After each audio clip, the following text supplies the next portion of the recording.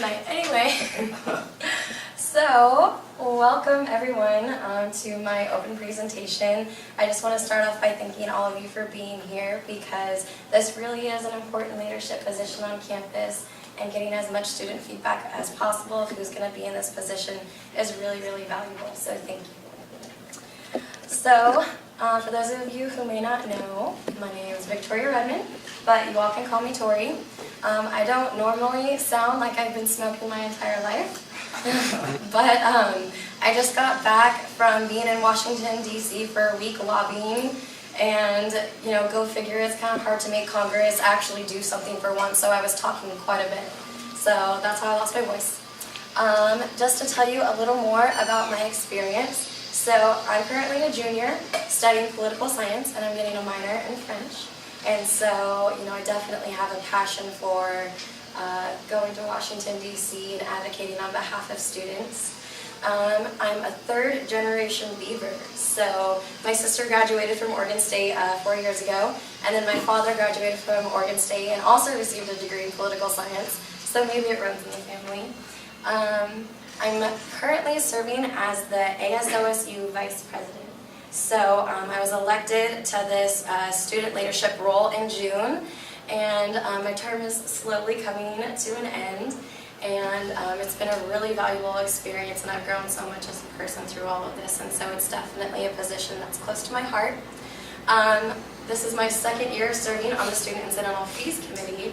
So the Student Incidental Fees Committee essentially allocates $33 million of student fees to all of the different budgeting boards on campus.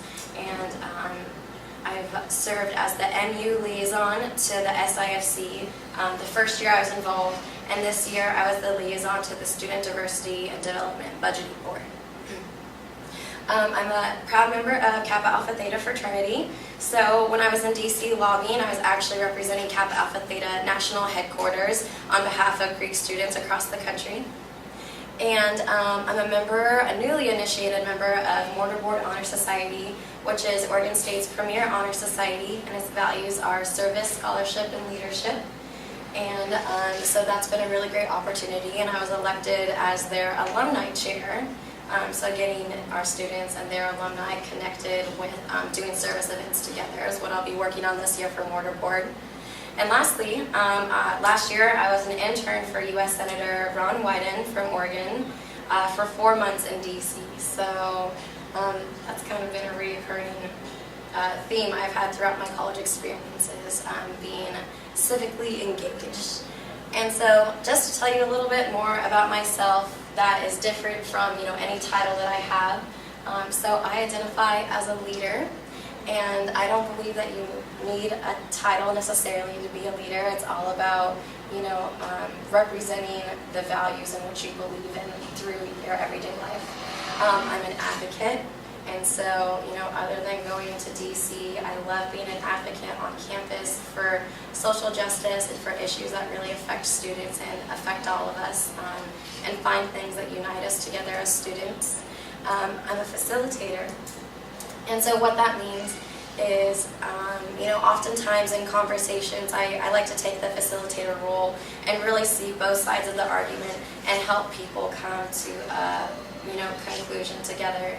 Always knowing that there may be unfinished business, but really just having the conversation start, because if I've learned anything this year, it's that conversations, talking things out, is really, really valuable to progressing our student body. Go through. So I'm futuristic and innovative, so that's another way to say that I'm a strategic thinker. I'm always kind of thinking about, what's our next steps, what can we be doing. That's different than what we're used to, because our campus is growing so fast. You have to always be thinking futuristically about the students coming after us. And so I've had a really, really wonderful time throughout my college experience, kind of being that voice for not only students of today, but tomorrow, and making sure that their higher education experience is just as good as the one that we're having right now. I'm a groundbreaking thinker. So essentially that means that I don't like to confine myself to a box of things that I can do or can't do. I'm always trying to look for ways to, challenge the status quo and look for new ways to do things that we've never tried before. I'm a balanced woman, and so essentially what this means is that I just have a life balance of, social, educational, and spiritual wellness throughout my life, and that's something that's really important to me, and I think definitely makes me have the ability to be as involved as I have been throughout Oregon State. And then I'm a community member, and so like I mentioned, my father graduated from Oregon State, and he actually lives in Corvallis, so I've had the opportunity to really engage with the Corvallis community and get to know some community leaders and feel like Oregon State and Corvallis are one community together, and so that's something that I really value. And then lastly, I'm a student of life, so I don't believe that education stops here or stops in the classroom. The best educational experience I've gotten at Oregon State has definitely taken place through my engagement with extracurricular activities and through my friends and through meeting people that are different, that have different experiences than my own. And that'll continue to happen for the rest of my life. So it's a little bit about myself. So some of my values that I'll touch on. First and foremost is student leadership. The positions that I have been involved with and the duties that the Memorial Union President demands is advocating for students and being the voice of students. And so you need to be in touch with their voice and in touch with what they're saying. And that's only going to happen through engaging with them and doing what's best for the greater community and not fulfilling any sort of agenda or self-interest in the position. And so servant leadership, first and foremost, is something that definitely guides my involvement in all aspects. So civic engagement, I kind of already touched on with my involvement, advocating for students and also registering students to vote. We put on a voter registration campaign last year that broke a record across the nation of registering the most college students for one election year. And then integrity and transparency is something that I really value, especially in a student leadership position because of the role that student fees play in all that we do, and we want to make sure that what we're doing is well known to students, and it's not right now. Your average student doesn't know what ASOSU is, the average student doesn't know what the Memorial Union President is, or what we do and how we have a direct effect on their overall experience at Oregon State. And so, it's one of my values to make that more transparent to students and make us feel more like a community, which leads to community building. I definitely think that we have power in numbers, and so in any position that I'm in, I try to build community and collaborate with more people because I think we find oftentimes that we have more similarities than we do differences. And so community building is really important for success, especially at Oregon State in our OSU Corvallis collaboration. I think that is a good example to epitomize community building. Inclusivity and cultural competency has been probably the biggest thing that I've learned at Oregon State throughout my time here outside of the classroom. And it's become one of my core values because once something like that hits you and you just kind of become immersed in social justice and what cultural competency and inclusivity is all about, that'll change you for the rest of your life. So personal and professional development. So yes, developing as a professional, taking on more responsibility each year, but also growing as a person and realizing that we're going to make mistakes along the way, but oftentimes our biggest successes come out of our failures. Wholesome lifestyle. So kind of like I mentioned earlier with being a balanced woman, to me having a wholesome lifestyle isn't just being able to balance physical, spiritual, and intellectual wellness, but it's being in touch with that human side of your leadership so you can relate to people on a human level. And it's kind of difficult to explain, but throughout my experiences working with leaders on the state and national level, I've seen people kind of lose touch of that human side of their leadership and like really relating to people. And so to me, part of having a wholesome lifestyle is just never, forgetting the fact that I am a student, so I'm going to dress like a student when I go to meetings. I'm in college, and so it's okay that I don't know everything, just having a wholesome lifestyle. I think that sums it up. Paying it forward, lastly, this is one of my values that just kind of leads my involvement as well, because what I'm doing today isn't, necessarily for me or my personal benefit, but it's for the people that are going to come after me, and, professionally, helping with the personal and professional development of the leaders of tomorrow. And then lastly, personal excellence. So I'm very ambitious, I'm very goal-oriented, and that may be genetic. I don't really have a reason why that might be, but personal excellence is definitely something to strive for, because I don't think we were all born just to survive. I think we were all born to thrive. So, before I get into how my values and my experience are going to influence the NU president position, I want to probably just touch on what the NU president does and what they do. So to kind of demonstrate this, I'm just going to show a quick video of one of my personal inspirations. His name is Kid President, and I think he's pretty awesome. There are lots of ideas how you can change the world. Some people think you should just complain about it. I won't change the world, they'll just make it mad. Some people think you have lots of money, make it rain everywhere you go. However, Dada, some people think you have to be really loud and yell a lot. It's like with a bullhorn shouting, "Hey you, get my way right now, you heard?" Other people choose to just make fun of everything. That's dumb, everyone's dumb. It's easier to make fun of stuff, but it's cooler to make stuff. Some people think changing the world can only be done by the smartest person in the world. Just put them around, let them figure it out. The solution of world hunger? Food. Wow, that was like so amazing. Some people see the bad in the world and they just decide to ignore it. But that won't help anything. Some people think you have to be really famous and super cool. In fact, lots of people think you have to be really powerful to make a difference. Like being mayor, or senator, or president. But the truth is, a title doesn't make you more important. The world is changed by you. It's one person filled with love. And they just have to live it out, so they do something awesome. Then that person is filled with love, and they do something awesome. It just goes on and on and on and on. And the next thing you know, everything's awesome. Some people think it's a... So I'll cut it off right there. Yeah, Kid President is awesome.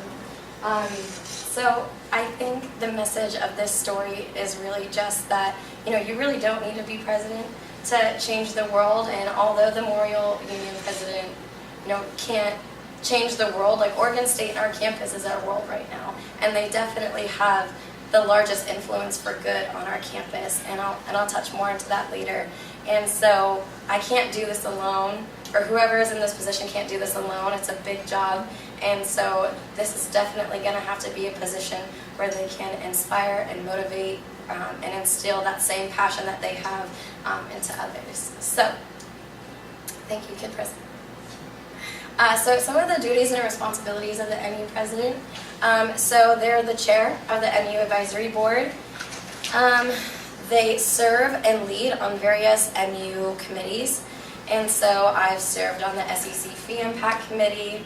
That's about it as far as NU committee work, other than my experience as the SIC liaison for the advisory board. But the NU president is expected to kind of serve and be a student leader on these NU committees. They're the voice of students to the NU leadership team. So like Michael Henthorne, Eric Alexander, Don Johnson, Robin Ryan. This person is essentially speaking on behalf of students of Oregon State and making sure that they're representing their best interest in the equality of all students at Oregon State. And to the OSU administration. And so one example of a collaboration that ASOSU and MU president worked on this year with OSU administration. It was a negotiation that we had to make with the bookstore. It was a lot of money that we just had to kind of negotiate due to just a human error in a contract. But anyway, it was a really big deal. And if we hadn't negotiated that money, this would have taken away from furniture for the SEC, something that students would have directly been affected by. And so that collaboration and having those relationships with the OSU administration were really, really, really important. And we're lucky to have such great relationships with our administrators. So they're representative and lobbyist when needed. And so next year, I really foresee the MU president being involved with lobbying at the state capitol for $10 million for accessibility bonds. And I'll touch more on that later. They present the budget to SIFC. And so SIFC budgeting season goes by really fast, can be really complicated, and it's good to have some experience with the process, with student fees, and with the people on the SIFC board to make sure there's open lines of communication, that we're leading or we're living up to all the expectations that the SIFC sets for us, and that the presentation is as efficient and accurate as possible.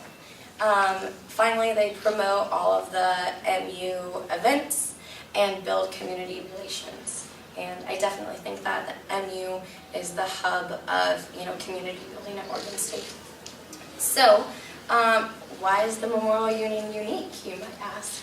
Well, the Memorial Union operates the largest budgeting board on campus. So it's about $11 million, half of which are student fee funded, and the other half is earned income. And their budget consists of facility services, student leadership and involvement, and student media.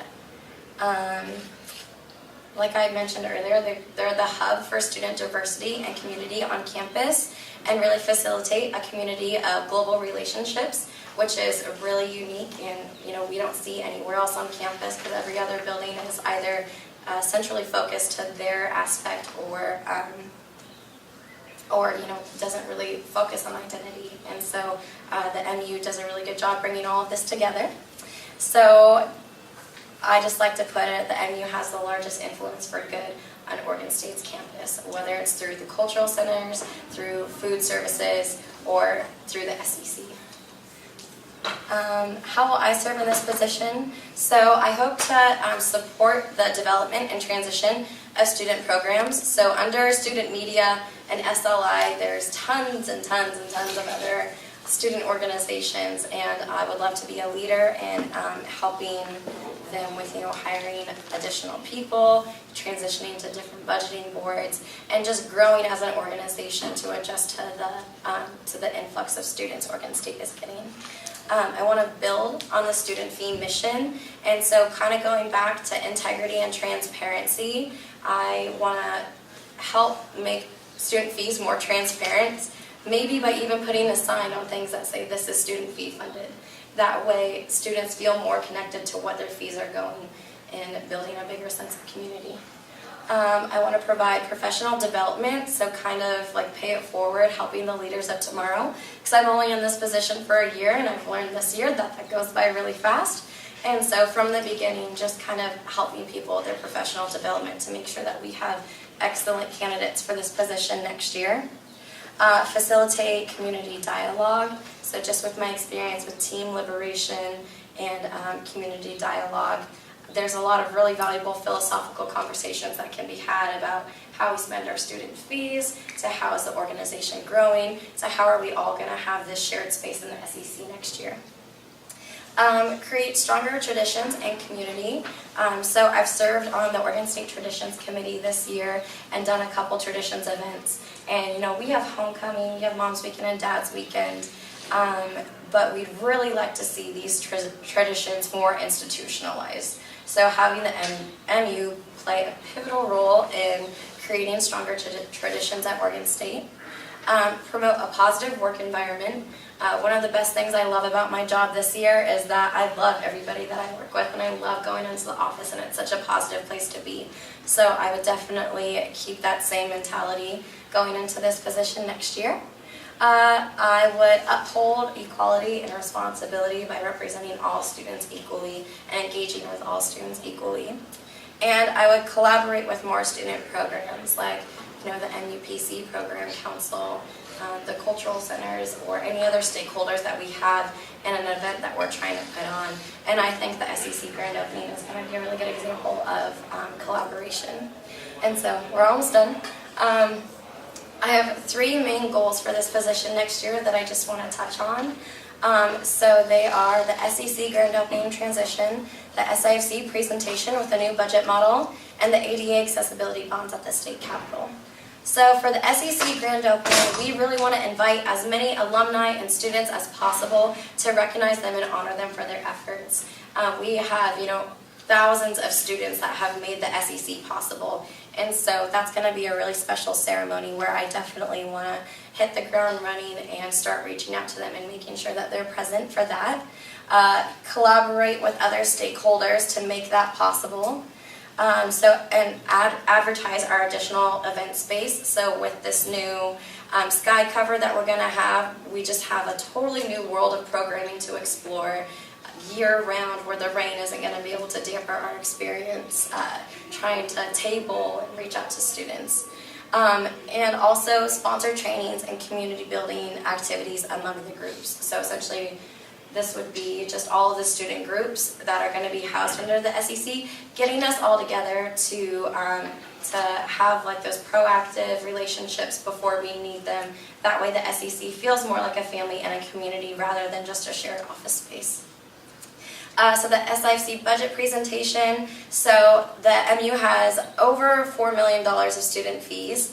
They have the 3-in-1 budget that we kind of touched on. We're trying to transition the Educational Activities Committee into the Student Educational Activities Center. We want to engage with the engagement with the advisory board and SIFC. Sorry, got a little ahead of me. So engagement with the advisory board and making sure our SIFC liaisons are a part of everything that we're doing with the MU advisory board. That way when it comes to budgeting season, there are a lot less questions and less confusion, and there's a lot more clarity. The SIFC review committee, we're looking at just reviewing our entire process of how we do things to make it a lot more simple and easy to understand. That way at the end of the year we don't have so many people that were just not happy with the way that things have been going. And so the MU president has a unique position to represent the largest budgeting board on campus and having a role in how this process can be better for years to come. Encourage and facilitate philosophical conversations. So kind of like what I mentioned earlier, our organizations are not all the same and they're not cookie cutter, and so having those philosophical conversations about what we're saving money for, what we're spending money on, are going to be really valuable. That way the SIFC can recognize the diversity and scope of the MU. And lastly, the ADA accessibility. So we almost got $10 million for ADA accessibility improvements, but we didn't last minute, and so next year at the long session in the state capitol, I think the MU president will have a great leadership role in getting the $10 million for accessibility. And the 2 main projects that they have are the rotunda renovation and the MU bathroom renovations. And it would be great to see the Memorial Union be a leader on accessibility issues at Oregon State University, because we are largely student fee funded and the hub of students. So I think that really speaks to the value of equality of students at Oregon State. And so just to touch on some challenges that I foresee with this position next year. So increased enrollment, we're getting more and more students every year, so we'll have to compensate for that. And that's going to be with increased capacity for event space. So we have the new ballroom, we have the SEC, and so we're really going to need to hire additional staff to kind of offset our student fees and increase our earned income as much as possible. Development of the SEC community is going to be the biggest thing, and I'm sure that'll come with its challenges along the way, because the SEC is something that we've never had before, and so there's a lot of unknowns going into it. Supporting the MU student programs. So there are so many student programs, and like I said, I'm just one person. And so having the ability to collaborate and professionally develop other student leaders so that we can adequately and sufficiently support all of the programs. Data collection for student turnout. So this has kind of been a common problem. We don't know what students are attending our events, and so this data can really help us with our marketing strategies and how to make the Memorial Union feel like a more inclusive space for people. And then lastly, just building traditions and stronger communities at Oregon State as our student population gets more diverse. And then just some ideas of solutions that I have for these challenges is to hit the ground running from day one, starting to reach out to the other student groups, build relationships, and start gathering the contact info for alumni that we want to invite back for the SEC grand opening. Build relationships before we need them, absolutely. Collaborate with others as much as possible. Open lines of communication, so people know that I'm always available, and give leadership responsibility to others and hone in on that professional development. Personal development training, so I know that we did a lot of that this year with the MU staff and continuing that and also building on that. Community focus on programming and also having our short and long-term goals. So being in the here and the now and realizing that next year is going to have plenty of challenges, but also just keeping in mind our long-term goals and how we can set up the ME president for next year and years after for success. So I've talked a lot. My voice is going to be shot after this, but I'm happy to take any questions and answer anything that y'all might have. No questions?